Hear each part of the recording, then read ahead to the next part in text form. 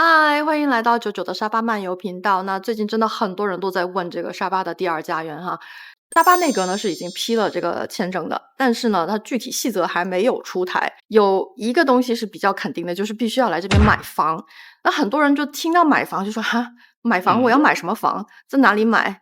地点是怎么样的？多少个房间？那最近我也是去看了很多房，对沙巴的房地产市场有一个初步的了解，因为我自己要考虑买房嘛。未来我会陆陆续续把这个我去看房的这些视频都发出来。那如果你觉得买房是一个障碍，但是你又觉得我想来看看，买房其实可能有时候价钱并不是决定因素啊，我只是说想多了解这个沙巴的一些具体的情况。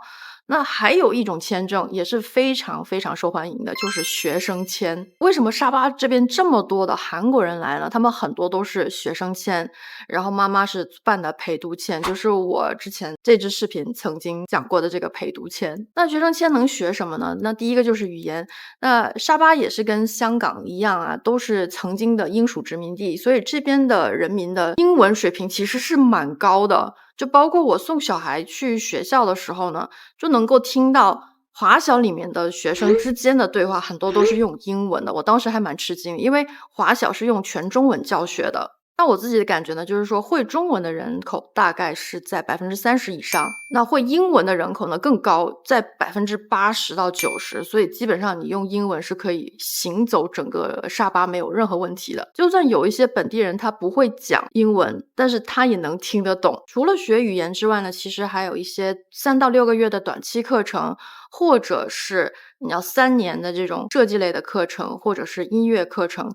在沙巴艺术学院都是可以去进修的。那在这边呢，很多人都是一边学习一边来考察沙巴这整个环境到底适不适合我，同时也享受沙巴这边的低物价哈。尤其是在欧美国家生活过的人呢，你来到这边的时候，你会觉得说哇，这边真的是天堂，因为物价实在太低了，就是1/5的这个成本吧。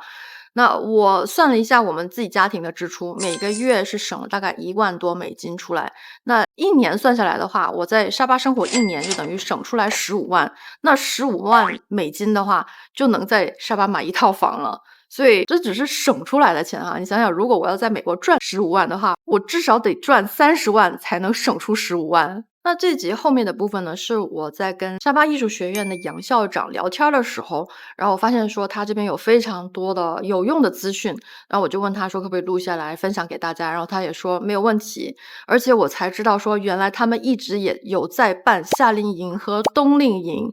那适合的人群呢是中学生，因为小学以下的话有一些安全的隐患，所以他们现在主要还是在做中学生的夏令营。那如果大家想要来这边考察，来这边读书，或者是让孩子来夏令营、冬令营来考察的话呢，记得在描述栏的第一条，然后找到这个链接，里面有一个二维码可以入群，大家就可以拉一个群，看看能不能组一个考察团来沙巴这边。在画面中大家所见到的就是沙巴艺术学院的 facility，它的校址。那我之前其实也有做过另外一支影片介绍。那杨校长，我想问一下，就是现在你为什么觉得艺术学院比其他的专业，就是毕业出来的这个专业更吃香呢？因为整个市场的需求，因为现在科技发达，现在每个人都是 AI 呀、还有讲那种科技啊，所以呢，现在呢，很多这种学生呢来读这个设计啊，因为设计这个东西现在这个美术设计啊，现在可以融入在整个社会里面，整个生活里面，所以不管你做什么行业，现在跟这个都离不开。对，所以你刚才有说到，就现在沙巴市面上，对，如果你要去找一个 designer 装修你的房子，然后10间里面至少有9间都是你们对学校毕业出来的学生。对，因为现在在沙巴里面，因为整个沙巴现在只有一所艺术学院啊。虽然讲艺术学院，其实我们的专业都是设计类的，室内设计啊、平面设计啊、服装啊、建筑啊，所以大多数的设计公司现在在沙巴，几乎都是我们的学生在经营，我们的学生毕业出来的校友在经营，或者是在这个设计公司里面工作，很多都有，我看有90%。对，而且今天好像你说晚上还要跟这些校友去吃饭，然后他们都回来找你，对，然后看看能不能再有一些更多的进修的 program。是的，就比如说 PhD 的。对，因为校友呢，现在有的毕业出来已经很久了，有的几乎都有20年了在市场上，有的10年了，这个是很多的。那么他们呢，因为做了10几年，做了20年，当然他们在自己的这个程度上，因为很多新的东西进来，所以你不断的都要再提升，不然的话自己就感觉有点落后了，对吧？所以呢，现在呢，很多校友呢都想能够再提升自己本身的这个素质啊，或者是这种尤其是新科技方面的东西，所以呢就想读一些硕士啊或者博士的这种课程。所以我们现在也在安排，也跟很多大学在合作，在安排这样的课程给他们作为进修。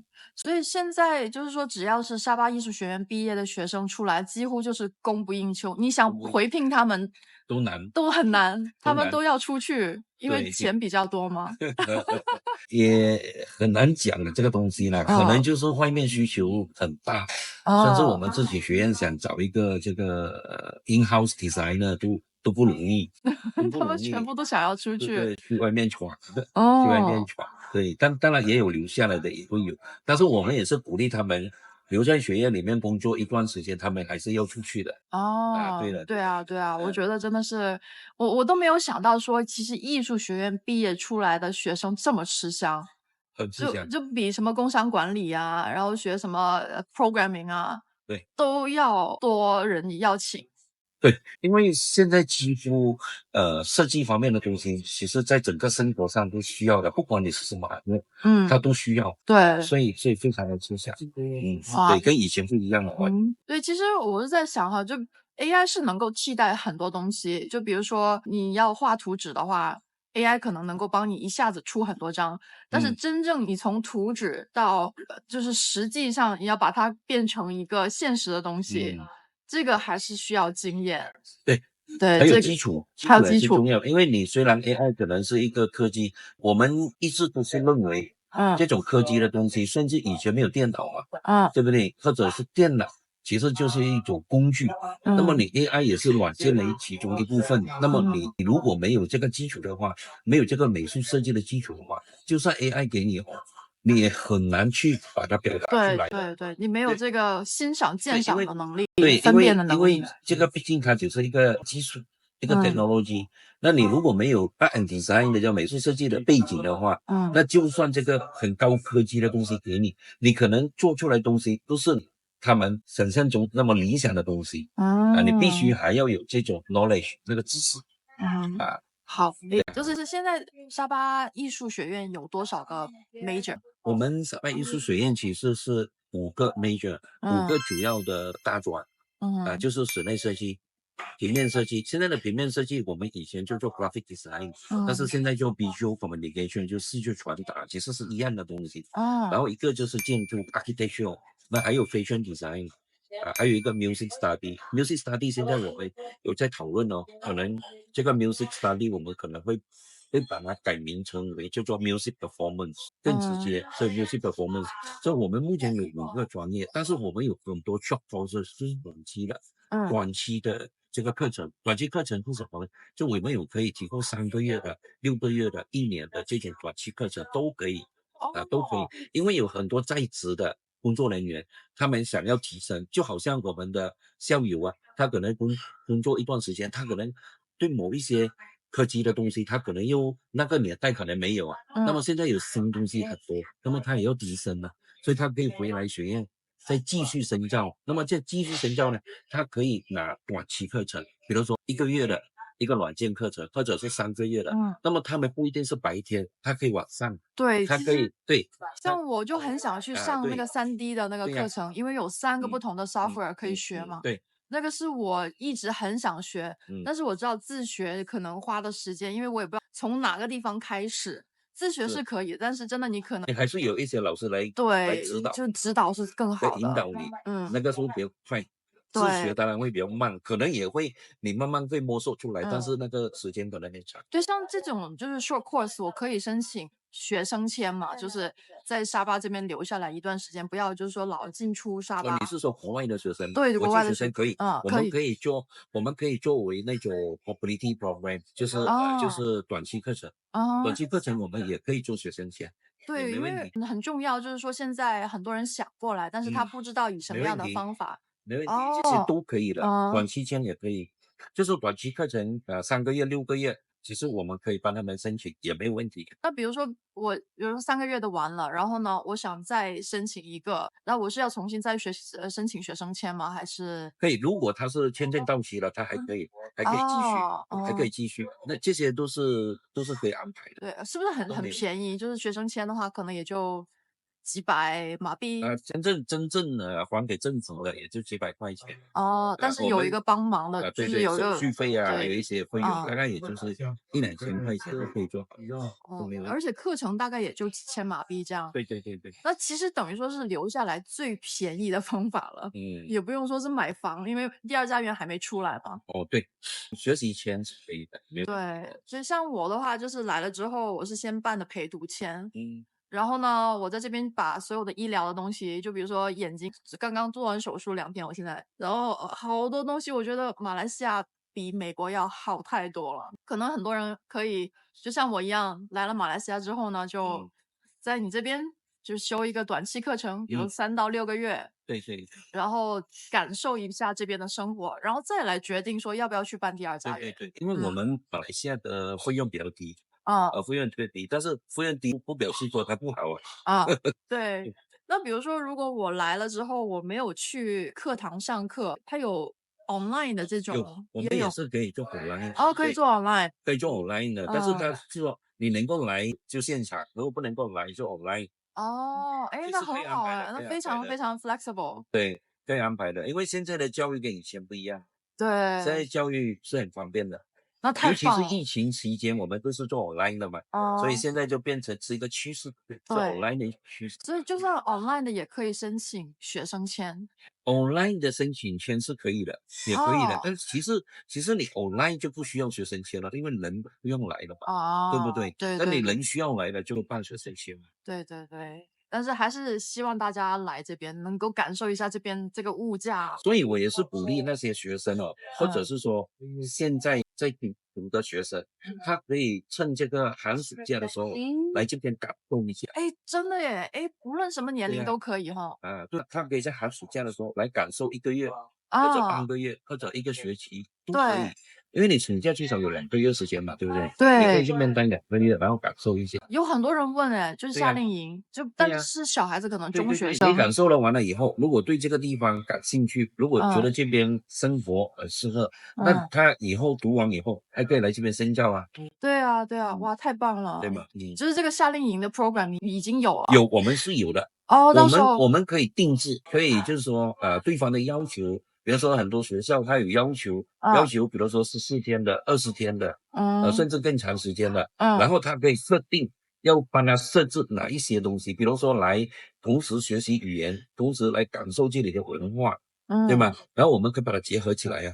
真的这个太好了，因为有很多人都在问就是夏令营。对。然后无论年龄，就是我们可能是一个 group， 有各种不同年龄的人一起，然后感受一下夏令营。那学习的 program 呢，一般就是跟 design 还有 art 有关的。我们可以按照这个学生的要求，比如说我们可以做设计加语言的。设计加语言。对，或者是说有一组人是兴趣在音乐方面的，我们也可以说音乐加语言。这样子 OK， 对，都可以特别设置的。那太棒了！设定哇，好多人在问就是夏令营，因为我们都不知道在哪里找嘛。那现在就找到你了。那我们可以特别来设置这样的课程。那如果要联系的话，是怎么样去联系呢？联系可以联系我们艺术学院的负责人。OK， 那就是关于语言学校，就比如说你刚才有说有一个叫做 MUET， 这个是什么东西啊？ MUET 是 Malaysia University English Test，就是马来西亚自己本身的一个语言考试，它就相通于那个雅思、托福这一类的，还有剑桥语言是。那么马来西亚大学英语考试呢，是马来西亚政府自己的语言考试。那么所有留学生进来马来西亚留学，如果语言不通过的话，他可以考这个 MUET， 那么他可以取代如果不考雅思、托福或者剑桥领事，那么 MUET 可以取代的，因为是马来西亚政府自己批准的。那么进来读马来西亚任何一所大学都可以承认的一个语言考试，就是国际学生进来之后就要，但是比如说他是美国来的、澳洲来的，不用考，是英语English speaking 的国家就不需要。OK 那么如果是像中国啊，或者像其他的那种，比如说台湾台湾啊也需要，因为他们不是用英语授课的国家，对，来到马来西亚就必须要考语言的。然后MUET 它的考点就在沙巴。在马来西亚有几个考点，我们沙巴艺术学院也是其中一个考点，在沙巴大学也是一个考点。但是这个马来西亚语言考试局它已经授权给我们沙巴艺术学院在中国设立考点。所以直接在中国就考完了再过来都可以，可以省时间。然后呢，我们目前学院在中国已经设立了8个考点，已经获得批准，获得马来西亚这个考试局批准。这样子了。对，我们接着下来就会推广这个语言考试点在中国。那如果要考试的话，要怎么去准备呢？语言考试我们是这样子的，如果是学生本身已经会有基础了，或者是说他在国内已经有在语言培训中心培训过的，那么他可以直接考，可以直接申请考试。那么申请考试费用也不高，然后呢，也就是大概2000左右人民币的考试费，跟其他比会比较便宜一点。但是如果要培训一下再考也是可以，我们会提供这一方面的培训，但是有另外收费了。我们有模拟考试，也有培训，也有密集培训，比如说15天的密集培训，加上大概7个课程的这个由马来西亚政府就是语言考试局自己提供了一个密集培训，加起来大概是20天左右。那么他就可以准备考试了。那这样子其中包括模拟考试。对。那这样子的费用大概是多少呢？费用大概也就是几千块钱马币，就是几千块钱马币。大概5000块左右。5000块钱左右嘛。那很划算了，其实。对，很划算的。我们就是鼓励学生往这一方面去进行，因为这个是最快的。对，如果是零基础的，那么可能培训的时间比较长一点。可能也有1年，可能半年，可能3个月。我们还没有培训之前，我们会有一个简单的测试，这样子我们就会知道这个他们的水平在哪里。那可以来沙巴这边读语言吗？可以，他可以来读或者线上读都可以。OK，线上也是可以的。那来沙巴这边的话，就是大概多少钱的费用呢？如果是语言学生来到沙巴，因为来到沙巴的费用也不高，也大概也就是5-6千块钱。但是还有一点就是他要住宿对，要吃飞机票飞机票没很贵啦，那个那就来考察旅游考察观光。对，我觉得很划算了。然后再来这边看看大学了。对，因为你 Airbnb 很贵嘛，但是你长租的话反而便宜很多。是的。在沙巴办学校遇到过什么样的困难？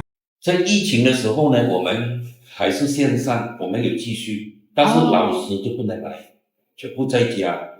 在家跟学生全部都线上上课。但是我们面对一个问题呢，就是很多学生网络不好。那怎么办？有很多 excuse， 所以就那个进展就很慢。这个是其中一个。然后第二个原因就是 instruments， 比如说 music 对不对？他家里没有，所以他没有办法练习，他一定要回学校练习。还有就是 fashion design， 他们家里没有裁缝机，也做不到。那么 interior graphic 这些勉强还可以，architecture 这些还可以。所以呢，当时我们这几个 program 呢，有一些学生不能按时毕业，要推后毕业。是这样的原因。但后来不是有开放一下又开放一下这样，那么我们就分批回来咯。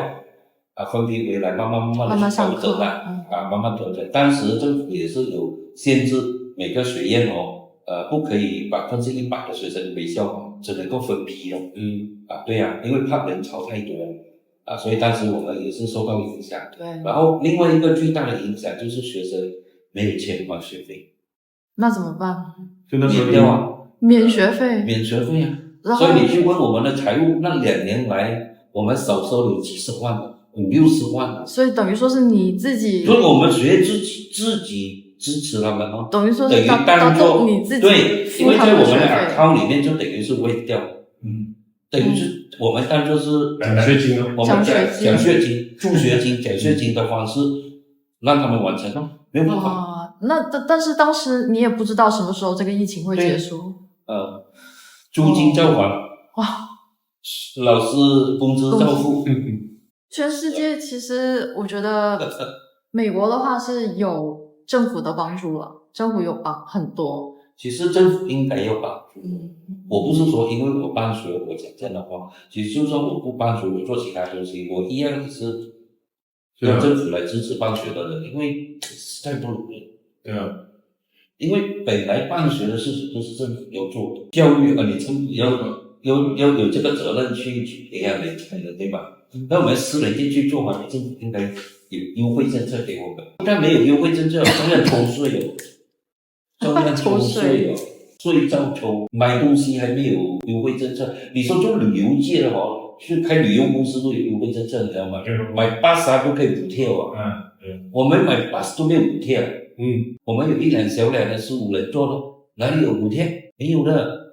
所以在沙巴做教育是真的不容易，没有任何的帮助，政府几乎是没有，除了让你交税就没有其他的。马来西亚都是这样，马来西亚都是这样吗？真的要靠自己。